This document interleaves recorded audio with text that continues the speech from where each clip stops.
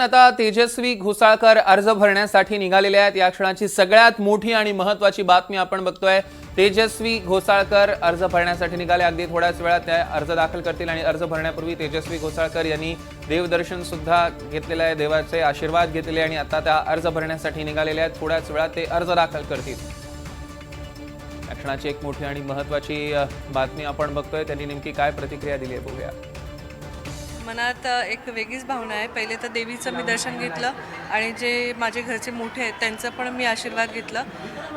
जे देवेंद्र फडणवीसजींनी जे विकासाचं काम केलेलं आहे तेच महानगरपालिकेमध्ये त्यांचं एक छोटासा वाटा मुलाचा म्हणून मी पण काम करेन आणि माझी अशी अपेक्षा आहे की माझ्याबरोबर जे माझे कार्यकर्ते पदाधिकारी आहेत ते पण मला साथ देऊन आम्ही इथे चांगल्या मदतीने येऊ।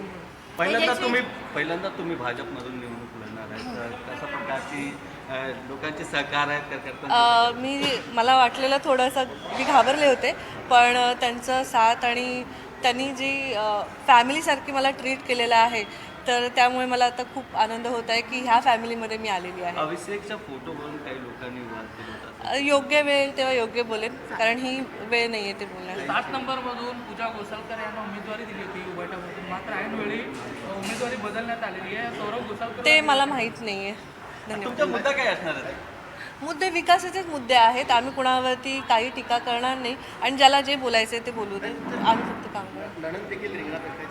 नणंद मला नाही आहे, एवढंच बोलेन।